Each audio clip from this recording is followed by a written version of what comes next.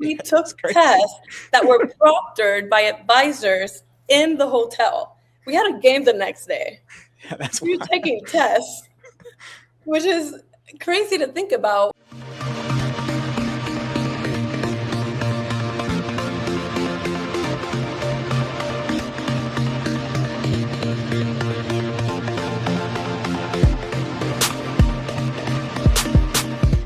Welcome into another great week, another great conversation here on Cousins Conversations. And we have a KU reunion going right now with Patricia Montero. We both graduated from KU at the same time back, I don't know, what was it, like 10 years ago now? Crazy, more than that.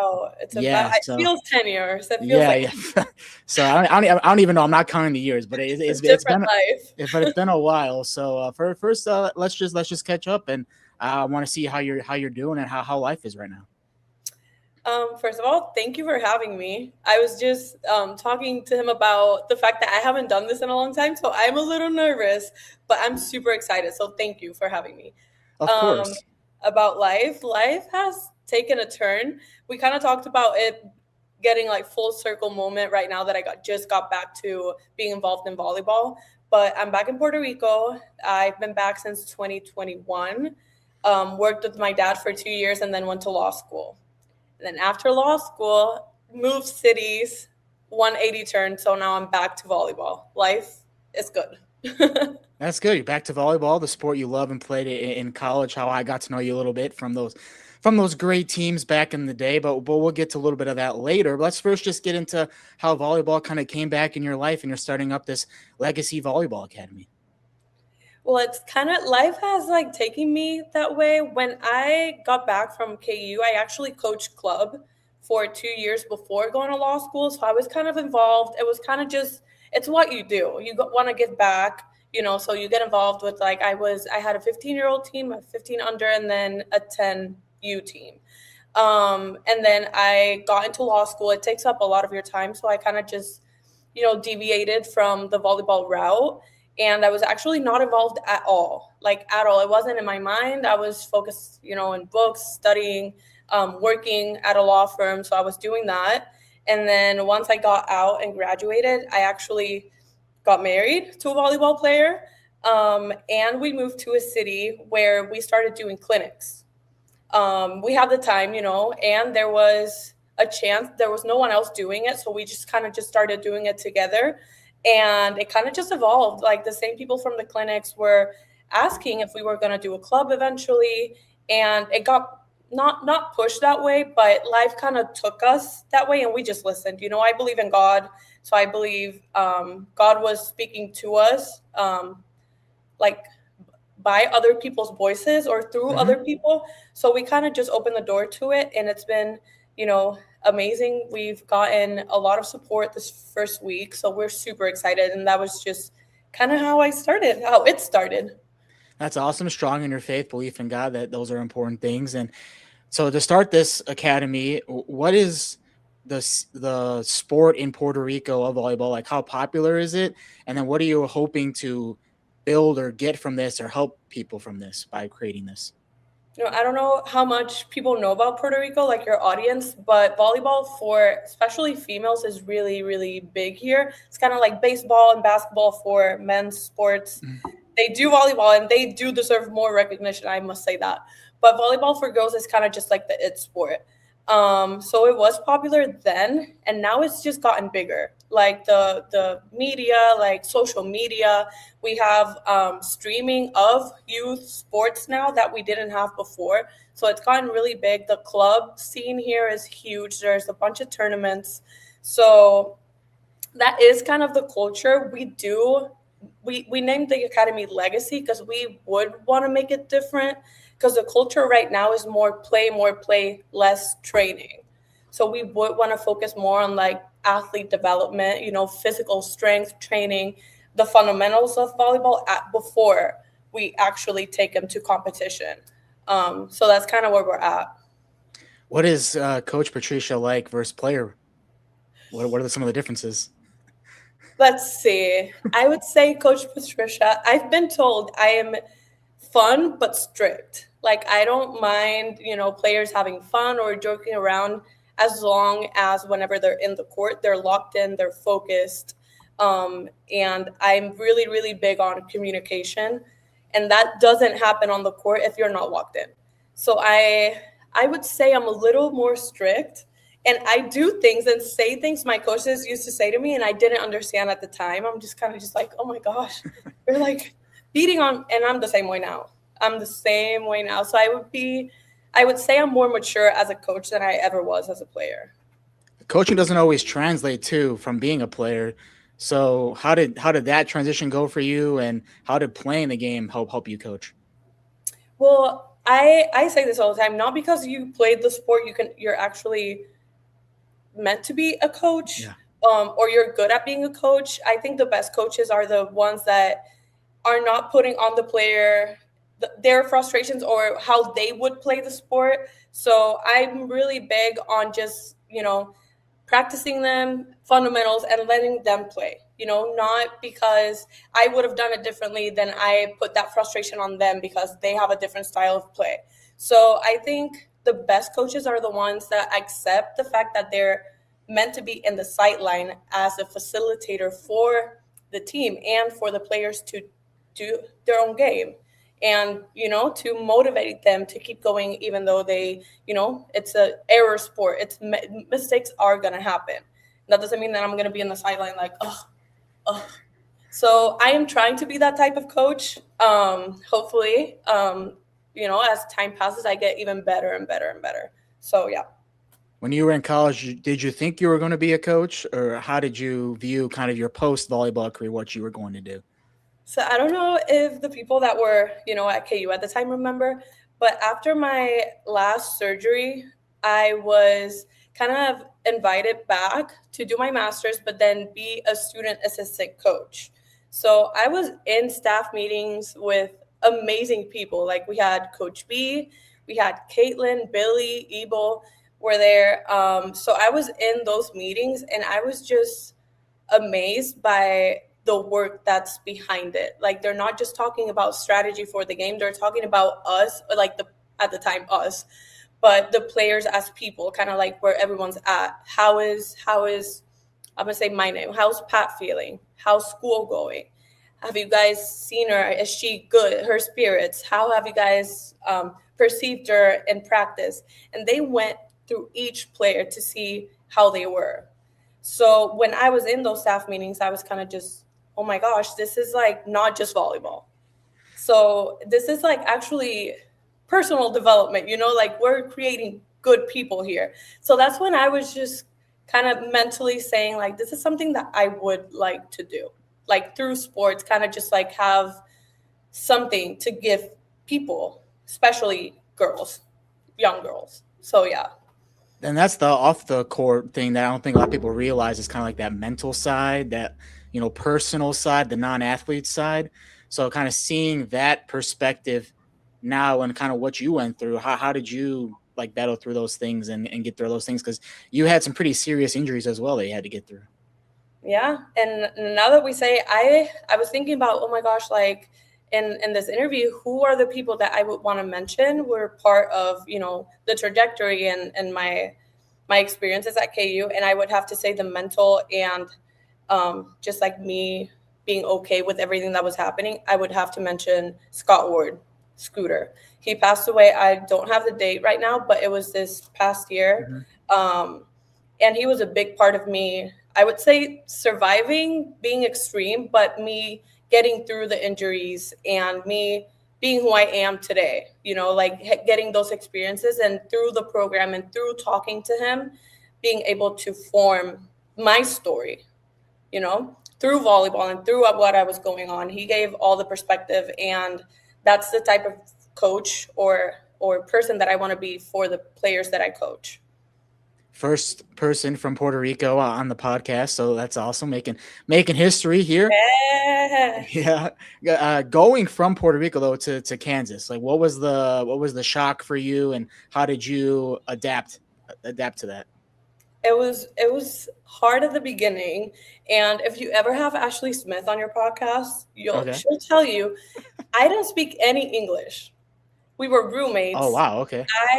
I could understand it. Like people would talk. If you would talk fast, I was like, I don't know what this person is That's saying. how we do it in the Midwest, unfortunately. So fast, so fast. And I couldn't understand, like even in practices, Coach B would speak, and I'm just like, I don't even know what I'm supposed to do. I didn't understand. And no English. So it was like yes or no conversations. Going, yes. Food, okay. It was that type of conversation. So that first like language barrier was a challenge because I could read it, I could listen to it, but I couldn't, have this conversation that I'm having right now. We bonded through a TV. We bought a TV together, started hanging out, and then as I got like more smooth with my language, then I started creating relationships at school and on the team, honestly, because I would go to practice and I would barely speak. Was there communication on the floor? Like, did you have like certain like signs or signals or anything when you were out there?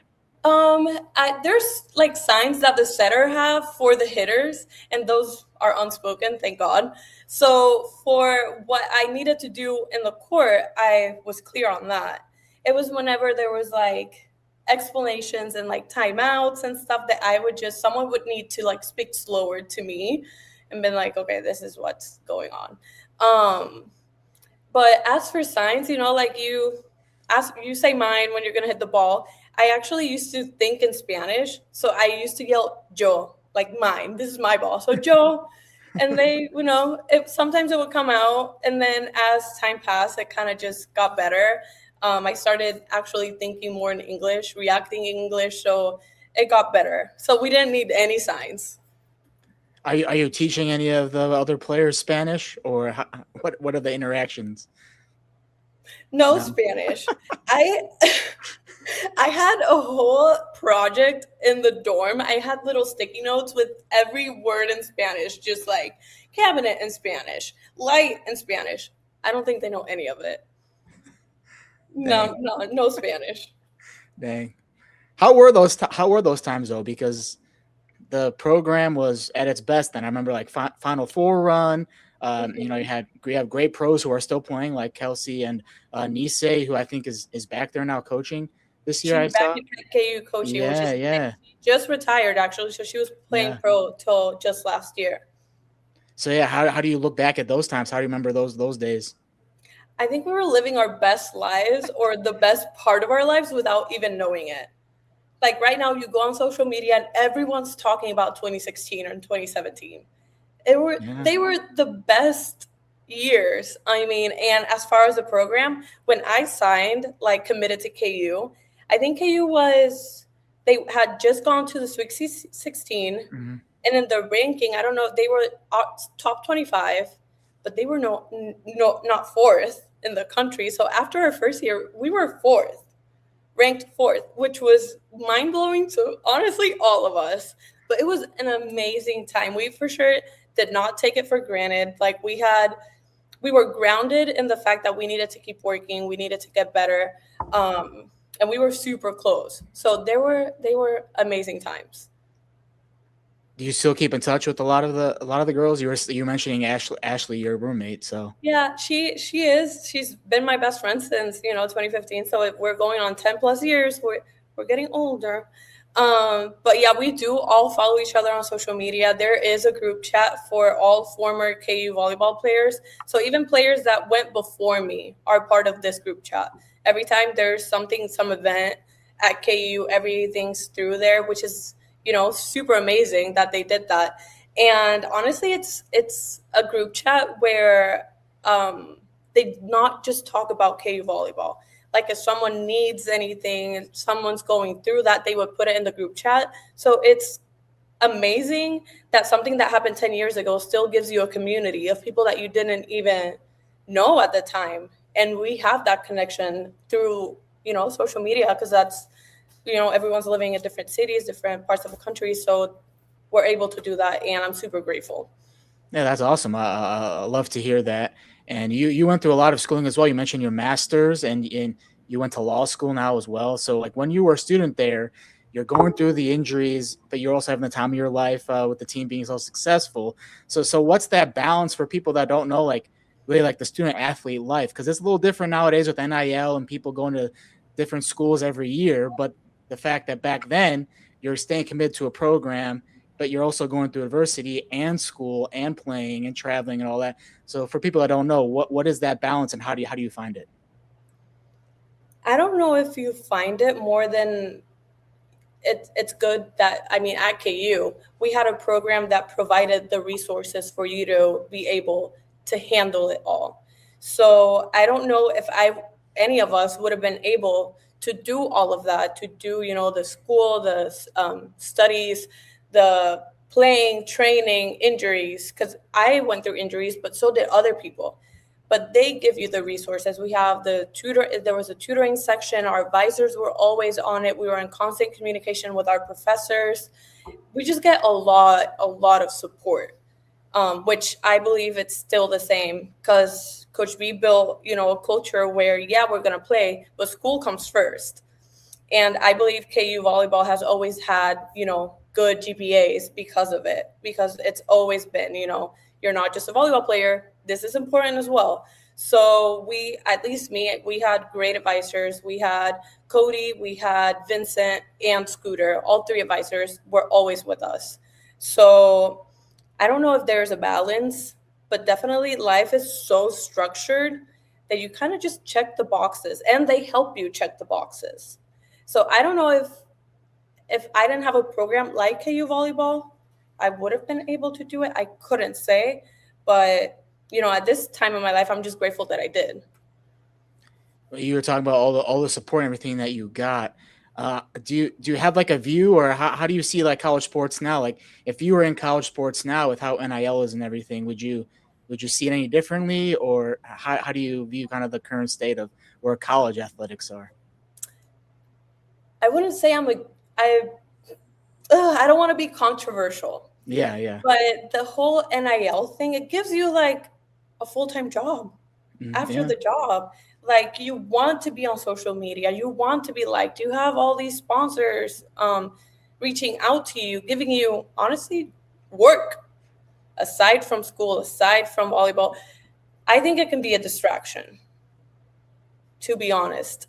I don't know how the athletic department's dealing with it, especially with the more like recognizable or liked athletes that people, some of them are actually famous Yeah. TikTokers and stuff. And what happens when volleyball comes second, or school comes second or third? I don't know. I think it can be a distraction. I think um, they just need to be really careful, and like, I guess, like the monitoring and following up with these girls is important, or I would assume so, because I've been out for a while, but I would assume it's really important to keep them in check, physically, mentally. They need to rest.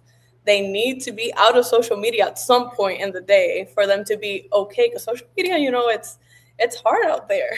It's hard. It's hard on Yeah. the mind, especially being girls. Um, so I'm not a super fan.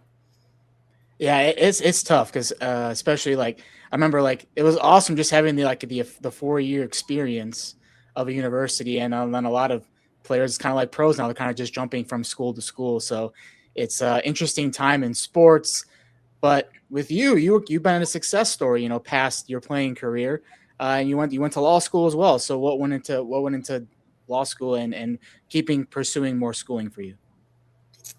I'm kind of a cliche on the law school side of like the story, because I grew up saying I wanted to be a lawyer.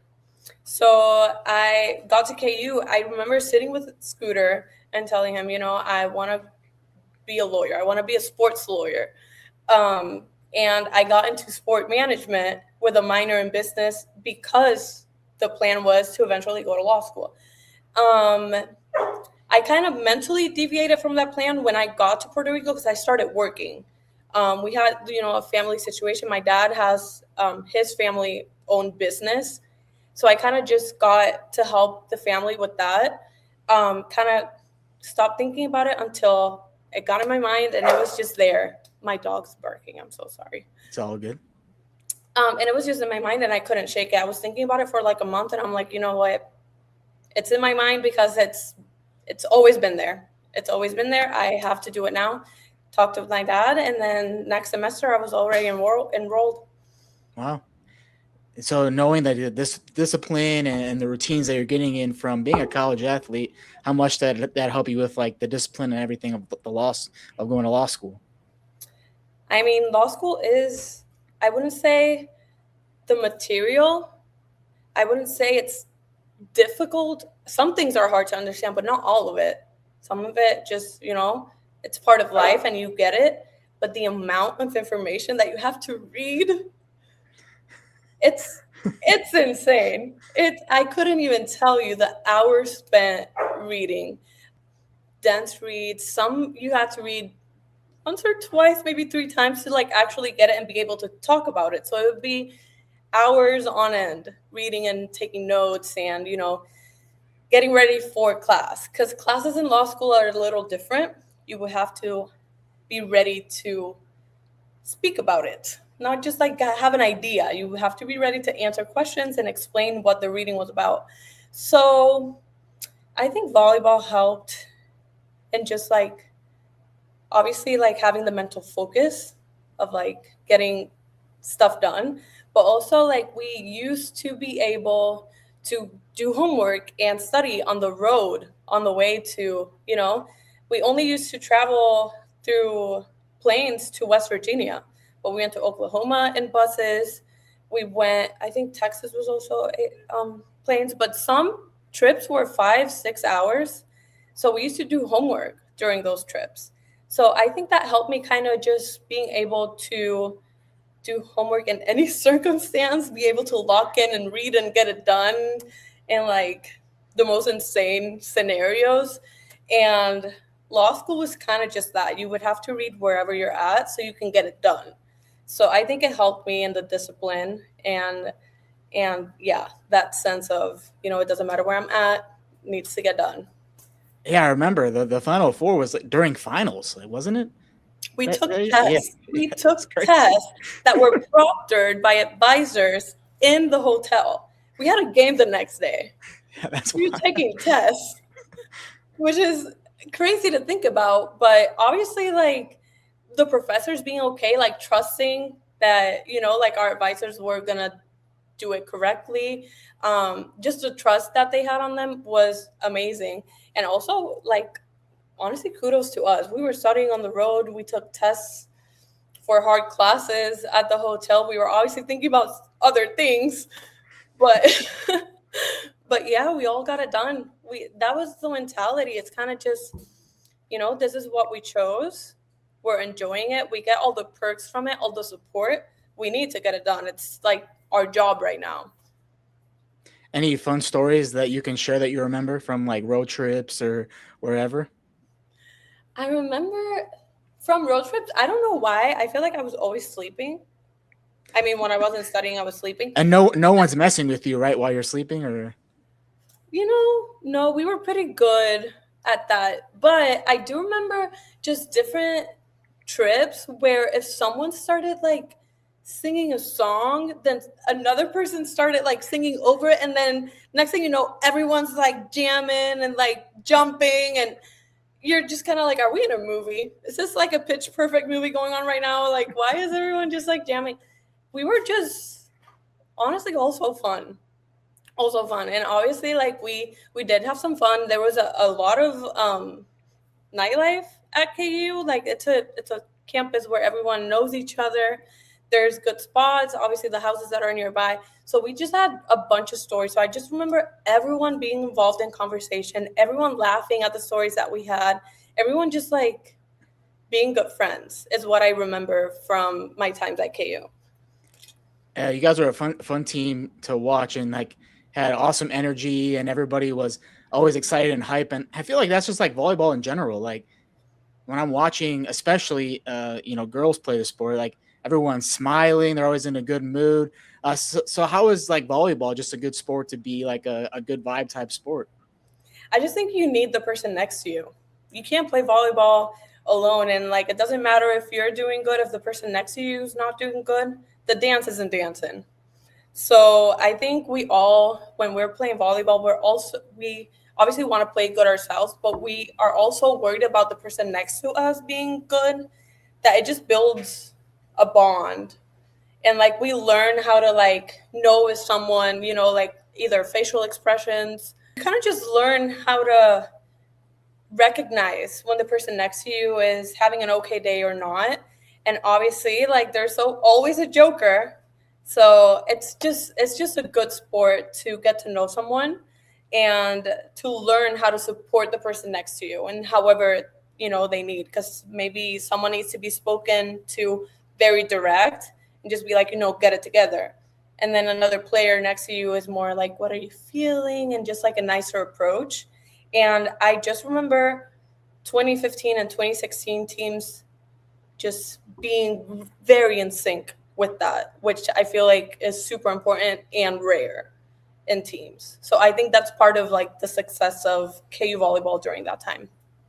Having seen that success and the different levels, and what are some of the lessons that you want to pass down to now the players you'll have at your academy?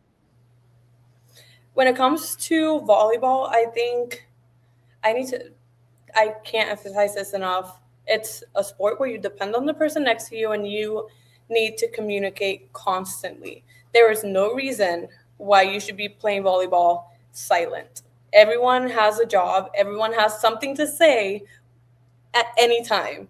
It's like you talk to the person next to you when you're going to go up and block. You talk to the person next to you before the ball comes, or you're like, hey, I got this ball before it happens. So I really, really, really want to teach my players to communicate amongst each other at all times on the court.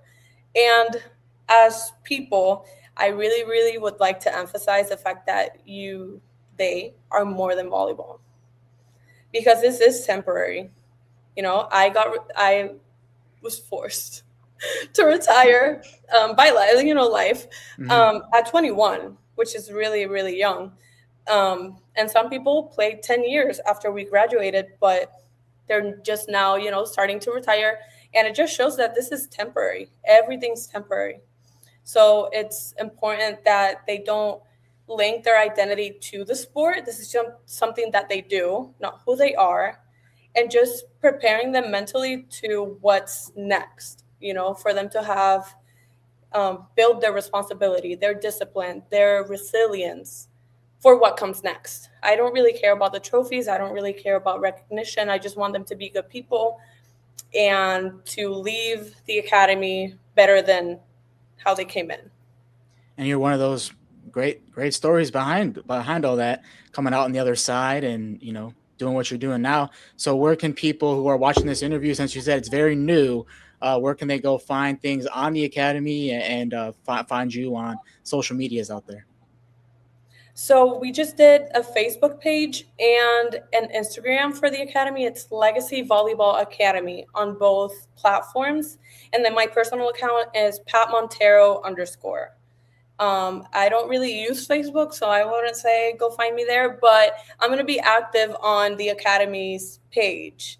And I just want to say we were very conscious on the name, Legacy. We want to leave a legacy where we do things differently. We want to build a legacy where the academy is based on the development of the young girls and boys that come through, not built on recognition, medals, awards, but more on their development as players. And if they end up playing, college sports or professionally, then that's just our plus.